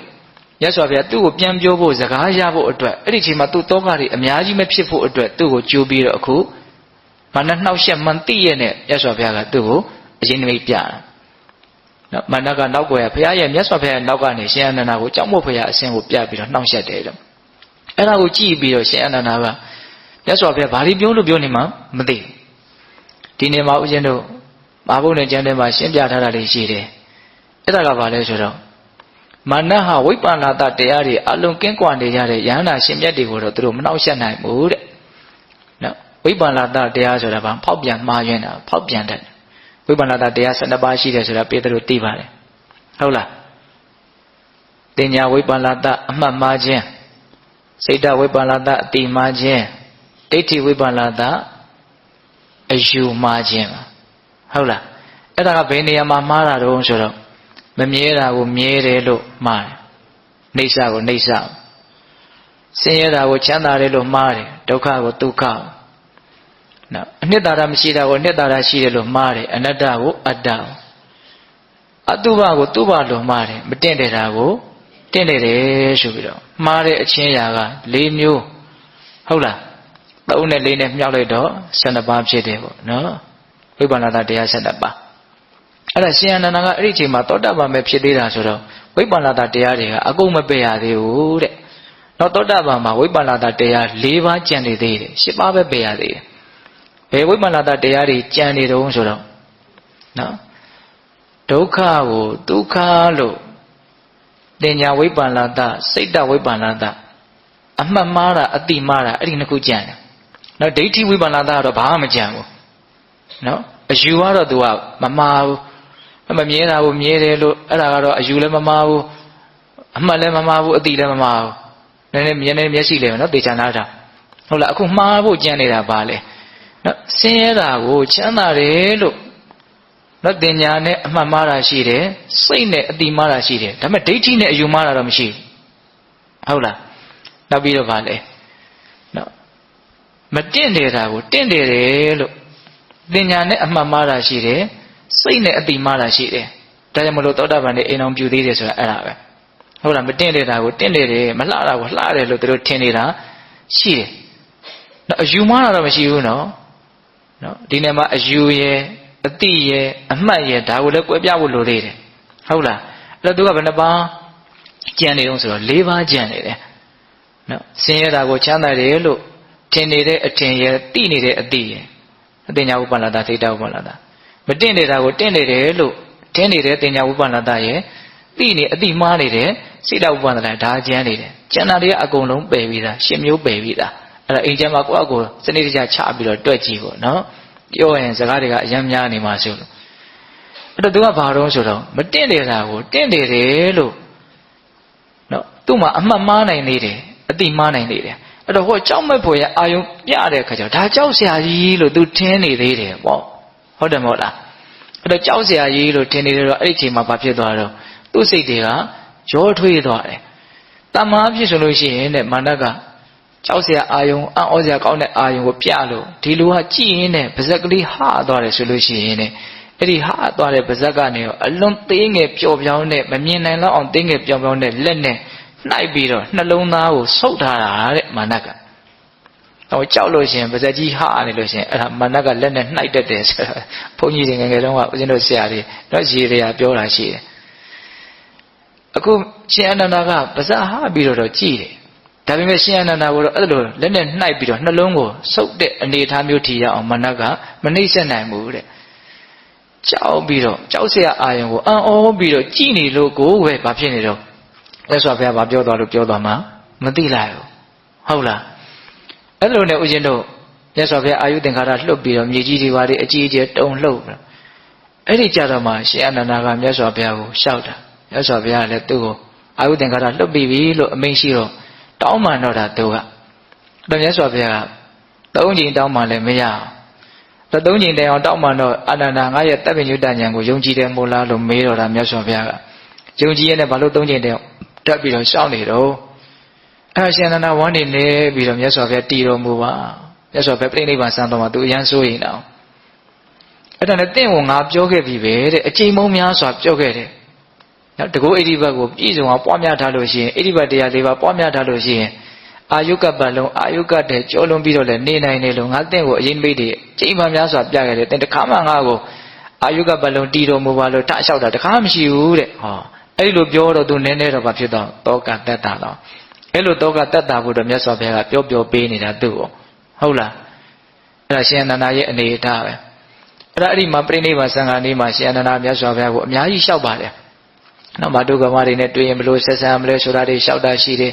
ဟုတ်လား ရသော်ဖဲရဲ့ဒီရုပ်အလောင်းတော်ရုပ်ကလတ်တော်ကိုဘယ်လိုစီမံမလဲဆိုတာတွေအကုန်လုံးစနစ်တကျအကုန်လျှောက်ပါတယ်ဒီလိုနဲ့မြတ်စွာဘုရားနောက်ဆုံးနော်အာယုံချင်းလို့အလင်းရောင်လာလို့ရှိရင်ပြိဋိဘံစံတော့မယ်ဆိုတဲ့နော်ဝါဆိုကစုံလာပြည့်နေ့ညာပေါ့နော်ညနေခင်းလောက်ရောက်ပြီဆိုတော့ရှင်အနန္ဒာဘလို့မှမနေနိုင်တော့ဟုတ်လားဘလို့မှမနေနိုင်တော့အဲ့မြတ်စွာဘုရားရဲ့ရှေ့မှာစိတ်ဒီဆင်းရဲလုံးငါဒီနားတဲ့ငိုရင်တော့မြတ်စွာဘုရားကိုမချမ်းသာအောင်လုပ်ရရောက်လိမ့်မယ်အဲ့တော့ငါလွတ်လွတ်လပ်လပ်ငါရဲ့စိတ်ကိုပေါ်ပေါအောင်တော့လုံးဝဖြစ်မယ်ဆိုပြီးတော့ဘယ်သူမှမရှိတဲ့တစောင်းနဲ့သွားပြီးတော့တကားပေါက်ကလေးမှီပြီးတော့ငိုတယ်တဲ့ရှင်အနန္ဒာမတူကြောင့်ဖတ်ရတာကတော်တော်လေပင်ကြီးပါတယ်အဲ့ဒီထဲမှာဖတ်ကြည့်ရတာနော်အဲ့ဒါငါကလည်းပဲတိခပုဂ္ဂိုလ်ကျင့်စေပုဂ္ဂိုလ်ပဲရှိသေးတယ်အထက်မဲ့အတွက်နော်အထက်မဲ့သုံးပါးဖို့သုံးပါးအတွက်ပြုစရာကိစ္စတွေကလည်းကြံသေးတယ်ငါရဲ့အကျိုးစီးပွားကိုအမြဲတမ်းလိုလားပြီးတော့ငါ့ကိုအမြဲတမ်းစောင့်ရှောက်တဲ့နောင်တော်ကြီးရတယ်မြတ်စွာဘုရားလည်းပြိဋိဘံစံတော်မယ်သူအယံဝန်းနေပြီးတော့ငိုကြွေးတယ်အဲ့ဒီမှာမြတ်စွာဘုရားလည်းသိတယ်အနာရှိတဲ့ယဟန်တို့အာနန္ဒာဘယ်ရောက်သွားတော့မြတ်စွာဘုရားအာနန္ဒာသွားပြီးတော့ငိုနေတယ်ဗျာသွားခေါ်ကြည့်လို့ခိုင်းအဲ့ဒါအနာရောက်လာပြီဆိုတော့မြတ်စွာဘုရားသူ့ကိုတရားဟောတယ်ရှင်သာအနန္ဒာနော်ထပ်ဖြစ်ခြင်းသဘောတရားရှိတဲ့ဒီယုတ်နဲ့ဒီနာကိုပြောတာနော်ပြုပြင်အပ်တဲ့သဘောရှိတဲ့ကြီးထွားလာတတ်တဲ့သဘောရှိတဲ့ဒီသဘောတရားတွေကိုမပြည့်စည်ပါစေလင့်လို့တောက်တလို့ဘယ်မှာရမှာတော့တဲ့ဒီလိုကိုယ်ကွင်းရမယ်သဘောပြည့်စည်ရမယ်သဘောတွေကိုအစိုးရတဲ့ကစားငါချင်းဖန်များစွာဟောထားပြီးသားမဟုတ်ပါလားအဲ့ဒါမြတ်စွာဘုရားအများကြီးသူ့ကိုတရားတွေဟောရတယ်ပြီးတော့မြတ်စွာဘုရားတရားဟောတယ်မကောက်သူ့ကိုအားပေးတယ်ဟောအနန္ဒာတဲ့သင်ဟာငါရဲ့ပုံမှာအလွန်အားကြီးတဲ့မေတ္တာကာယကမေတ္တာဝစီကံမေတ္တာမနောကံတို့ဖြင့်အများကြီးပြုစုလို့ကြွေးခဲ့တယ်ပါရမီတရားတွေလည်းသင်အများကြီးဖြည့်ဆည်းခဲ့တယ်သင်တရားကိုသာကြိုးစားပြီးတော့အထုတ်ရမကြခင်မှာပဲယန္တာဖြစ်လိမ့်မယ်လို့အဲ့လိုမြတ်စွာဘုရားကဧကန္တအပိစကားသူ့ကိုပြောတာအဲ့ဒီမှာအာနန္ဒတတ္တရာကိုရတာပေါ့နော်ဒါကပြိဋိဘံစံဃာနီးအနေထားလေးပေါ့နော်အဲ့မြတ်စွာဘုရားပြိဋိဘံစံလို့အထိကိဆုံးအကြည်ကွဲဆုံးကဘယ်သူလဲလို့မေးရင်တော့ဦးဇင်းကတော့ရှင်အနန္ဒာပဲဖြစ်လိမ့်မယ်ထင်တယ်လို့အဲ့လိုအောင်းမေးမိတယ်ဒါပေမဲ့ပြောရင်းနဲ့စက်မိတာလေးတစ်ခုကနော်အဇာတတမင်းကြီးရဲ့အကြောင်းနော်အဇာတတမင်းကြီးကိုအဖတတဆိုတော့လူတွေကလူဆိုးလို့ပဲထင်ကြတာများတယ်တကယ်ပုထုဇဉ်တွေထဲမှာအဇာတတမင်းလောက်မြတ်စွာဘုရားကိုကြည်ညိုတာမရှိဘူးလို့ဆိုတယ်မြတ်စွာဘုရားပြိဋိဘံစံသွားပြီဆိုတော့သူ့ကိုဒီတိုင်းတော်ဦးမတင်ရဲဘူးသေသွားမှာဆိုလို့ပူလောင်ပြီးတော့သေမှာဆိုလို့ဘယ်လိုလုပ်ရအောင်ဆိုတော့ဦးဇင်းတို့ရွှေခေါင်းလူဆန့်လို့လူအိတ်လို့ရတဲ့ရွှေခွက်ကြီးပေါ့နော်အဲ့ဒီတဲကိုဦးဇင်းတို့ထောပတ်တွေအပြည့်ထည့်အဲ့ဒါမင်းကြီးကိုအဲ့ဒီတဲကိုအိတ်ခိုင်းတယ်နှာခေါင်းလေးတင်ပေါ်ခိုင်းပြီးတော့အဲ့ဒီလိုအိတ်ခိုင်းပြီးတော့မှသူ့ကိုတော်ဦးတင်ရတယ်မေ့သွားတယ်အဲ့ဒါတောင်အဲ့ဒါထောပတ်တွေနည်းနည်းတောင်ပွက်လာတယ်လို့ဆိုတယ်လှုပ်သွားတယ်လို့ဆိုအဲ့ဒါပြန်ပြီးတော့သတိရလာတဲ့အခါကျတော့ဘာပြောကြတာတော့ပေါ့အထက်ပြီးတော့အဲ့လိုပဲရှောက်ရတယ်၃ချိန်၃ကအဲ့လိုမျိုးနော်ဇာတတမင်းရဲ့အနေထားပေါ့နော်ဒါမြတ်စွာဘုရားရဲ့အပေါ်မှာသူဘလောက်ချစ်မြတ်နိုးမှုရှိလဲဆိုတာကိုပြောပြတာအဲ့တော့ရှင်အနန္ဒာရဲ့ဒီကြေကွဲမှုကလည်းပဲနော်အများကြီးဒါကတန်တရားတစ်လျှောက်လုံးမှစပြီးတော့မြတ်စွာဘုရားနဲ့နော်လက်ပွန်တည်းနေခဲ့တဲ့ဘဝပေါင်းများစွာလည်းရှိနေတဲ့အနေထားလည်းရှိတာပေါ့အဲ့တော့မြတ်စွာဘုရားကအဲ့လိုမျိုးတင်ပြုထားတဲ့ကုသိုလ်ကောင်းမှုတွေများစွာရှိတယ်ဒါကြောင့်ဘာမှအားငယ်စရာမရှိဘူးသင်ဟာမကြခင်မှာပဲယန္တာဖြစ်လိမ့်မယ်လို့အဲ့လိုအမိန့်ရှိတာအဲ့လိုနဲ့ဦးဇင်းတို့မြတ်စွာဘုရားပြိဋိဘံစံပြီးတဲ့နောက်နော်ရှင်အနန္ဒာယန္တာဖြစ်တဲ့အကြောင်းလေးကိုဆက်ပြီးတော့ပြောပါမယ်နော်ရှင်အနန္ဒာယန္တာဖြစ်တာကလည်းပဲတသာသနာလုံးမှာအဲ့ဒီပုံစံနဲ့ယန္တာဖြစ်တာကသူတစ်ပါးပဲရှိတယ်လို့ဆိုရမယ်ဣရိယာပုတ်၄ပါးမှလွတ်ပြီးတော့ယန္တာဖြစ်တယ်တဲ့နော်ထိုင်နေတာလည်းမဟုတ်ဘူးတဲ့လျောင်းဆက်နေတာလည်းမဟုတ်ဘူးတဲ့နော်သွားနေတာလည်းမဟုတ်ဘူးရက်နေတာလည်းမဟုတ်ဘူးတဲ့ဘယ်လိုနေထားလေးနဲ့သူကယန္တာဖြစ်တုံးဆိုတော့နောက်ကရင်ပေါ်မှာတင်မလွဲလေးထိုင်ပြီးတော့လျောင်းဆက်တော့မယ်လို့လှဲချလိုက်တယ်ခြေထောက်ကလည်းအောက်ကအလော့ခေါင်းကလည်းခေါင်းကိုမထိသေးခင်ဂျားကာလရွှေဆောင်ဆောင်အနေထားလေးမှာယန္တာဖြစ်သွားတယ်တဲ့နော်သူကမြတ်စွာဘုရားပြိဋိဘံစံပြီးတဲ့နောက်မှာနော်တာဝတိပြည်ဘက်ကိုသူကကြွသွားတာဗျ။သံဃာနာတင်တဲ့အခါကျတော့ရှင်မာကတ္တပကယဟန္တာ900ရွေးတာအစွမ်းစားရှိတဲ့ယဟန္တာပေါင်း900ရွေးတာ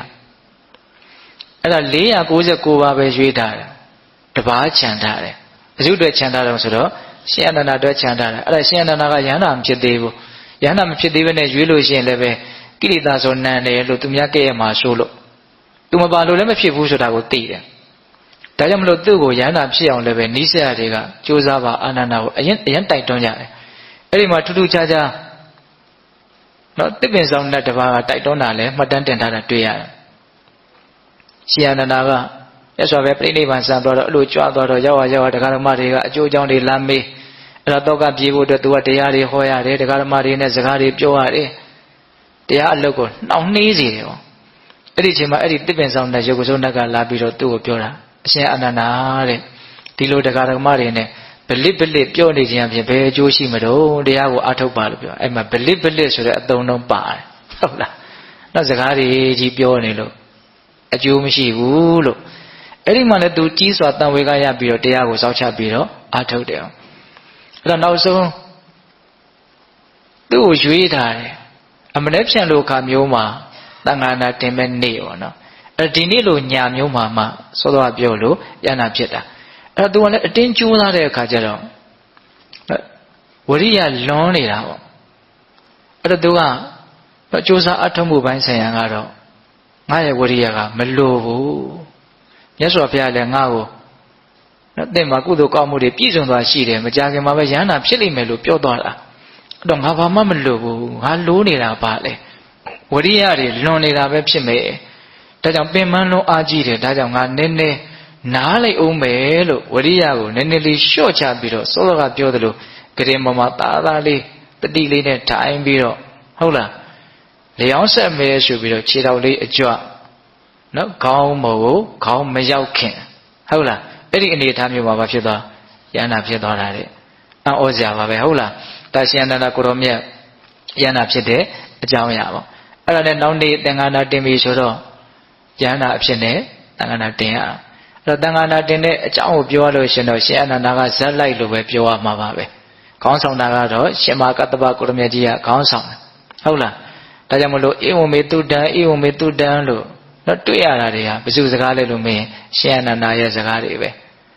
ဟုတ်လားဧဝံမေတုတံဆိုတာဘာပြောတာလဲဒီတိုင်းမှတ်လိုက်ရတယ်ဒီတိုင်းမြတ်စွာဘုရားရဲ့ထဏမောကသူကြားခဲ့ရတယ်သိခဲ့ရတယ်ဧဝံမေတုတံမေတပိတော်သည်ဧဝံဤသို့တုတံကြားထားခဲ့ရတယ်ကြားခဲ့ရတယ်မှတ်သားခဲ့ရတယ်နားထောင်ခဲ့ရတယ်ဟုတ်လားဧဝံမေတုတံဆိုတာအဲ့ဒါနော်အေးအဲ့တော့သံဃာနာတင်ပွဲမှာဘယ်သူဇက်လိုက်လဲလို့မေးရင်ရှင်အနန္ဒာပဲဟုတ်လားအဲ့လိုနဲ့ဦးဇင်းတို့ရှင်အနန္ဒာပြိဋိဘံဆန်တဲ့အကြောင်းအရာလဲအံ့ဩစရာပါပဲတတုရဲ့ဘဝကအံ့ဩစရာတွေနဲ့ပဲပြည့်နေတယ်လို့တောင်ဆိုနိုင်တယ်ဦးဇင်းတို့ရောဟိနီမြစ်ဆိုတာပေတရုကြားဝင်တယ်နော်ကပိလသာဝကေတာကီဝေနေနဲ့ကောလိယတို့တော့စစ်ဖြစ်ကြတာလေတာကွေမင်းသားတွေတာကွေနေအချင်းချင်းရေလူပြီးတော့စစ်ဖြစ်ကြတာအဲ့ဒါရှင်အနန္ဒာကအဲ့ဒီမြစ်ရဲ့ဟိုဘက်ကမ်းမှာရှိတဲ့လူတွေဒီဘက်ကမ်းမှာရှိတဲ့လူတွေအကုန်လုံးကအရင်နေဆုံးတရားဓမ္မတွေသူ့ကိုအရန်ကြည်ညိုကြတယ်တရားဓမ္မတွေအဲ့ဒါမြတ်စွာဘုရားပြိဋိဘံစံပြီးတဲ့နောက်နှစ်ပေါင်း40တဲ့အဲ့ဒါရှင်အနန္ဒာအသက်120ရှိပြီမို့အဲ့ဒီအချိန်မှာပြိဋိဘံစံအဲ့ဒါပြိဋိဘံမစံခင်9ရက်အလိုမှာငါရဲ့နေရမယ့်အချိန်က9ရက်ပဲကျန်တော့တယ်လို့သိတယ်အဲ့ဒါနဲ့ငါဘယ်လိုပြိဋိဘံစံရမလို့လို့စဉ်းစားလိုက်တဲ့အခါကျတော့နောက်ဟိုဘက်ကမ်းပဲပြိဋိဘံဆံရမလားရောဟိနီမြည့်ရဒါမှမဟုတ်ဒီဘက်ကမ်းပဲပြိဋိဘံဆံရမလားနောက်တစ်ဖက်ဖက်မှာပြိဋိဘံဆံလို့ရှင်တော့ကျန်တဲ့တစ်ဖက်ဖက်ကကျင်းနေကြမှာမဟုတ်ဘူးနော်အလောင်းတွေဘာတွေလှူတာလည်းဖြစ်လာနိုင်တယ်ပေါ့အဲ့တော့ငါရဲ့အပေါ်မှာအမြင်တွေမှားပြီးတော့အကုသိုလ်တွေလည်းဖြစ်လာတဲ့အကြောင်းရှိတယ်ပေါ့ဒါကြောင့်ဘလို့ပြိဋိဘံဆံမလို့ဆိုတော့အဲ့ဒီရောဟိနီမြည့်ရဲ့နော်ခလဲကောင်တဲ့တဲ့ကောင်းငင်ရမှာတက်ပြီးတော့ပြိဋိဘံဆံနော်တင်မလေးခွေးထိုင်ပြီးတော့နော်ပြိဋိဘံဆံကနေမှတေဇောမီလောင်ကျွမ်းပြီးတော့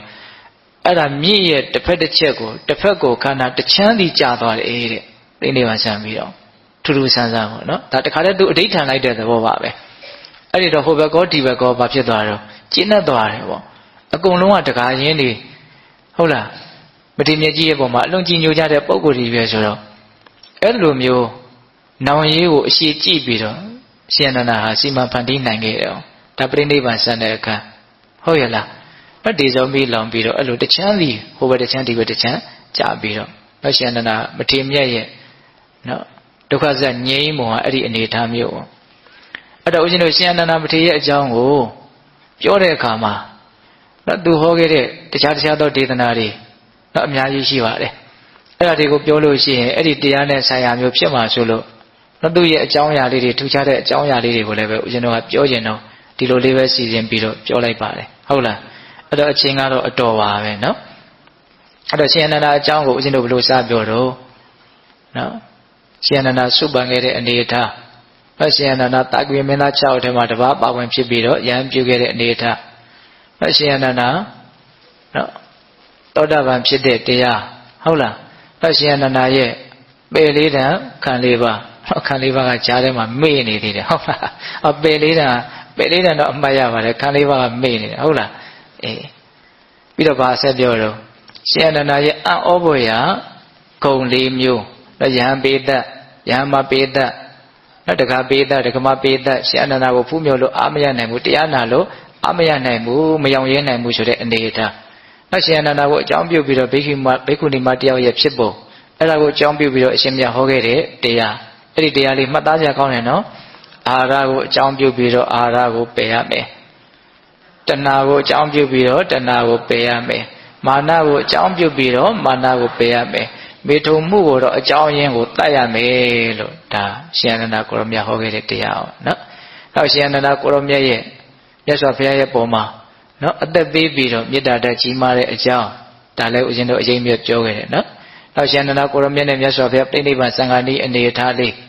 ဟုတ်လားဒါတွေလည်းပြောခဲ့တယ်နောက်ဆုံးရှင်အနန္ဒာကိုရမြတ်ယန္တာဖြစ်ဖို့ရှင်အနန္ဒာကိုရမြတ်ပြိဋိဘံစံဖို့ဒါရှင်အနန္ဒာနဲ့ပတ်သက်ပြီးတော့အကျဉ်းမြင့်အကြောင်းအရာလေးတွေပေါ့နော်ဒါကြောင့်ပေတပေါင်းသူတော်ကောင်းတို့သည်ရှင်အနန္ဒာမထေရမြတ်ရဲ့အကြောင်းကိုနာယူကြည်ညိုရင်းနဲ့ဖြစ်ပေါ်ကြတဲ့ကုသိုလ်ကောင်းမှုကုသိုလ်စေတနာတွေရှိပါတယ်နော်အဲ့ဒီကုသိုလ်ကောင်းမှုစေတနာတို့နဲ့တကွဒီကနေ့ပြုလုပ်အထောက်ကြရသောဒါနသီလသမာဓိပညာကုသိုလ်ကောင်းမှုအစွတ်တို့ရဲ့စွမ်းတတ္တိကြောင့်တရားတပည့်တော်တို့သည်မဲ့ညာပူညာမျက်နှိပ်ပံကိုလင်းမြန်ထုတ်ချောက်မျက်မှောက်ပြုရစေကုန်သောဟုပတ္တနာအောင်စုပြုကြကုန်ရာတည်း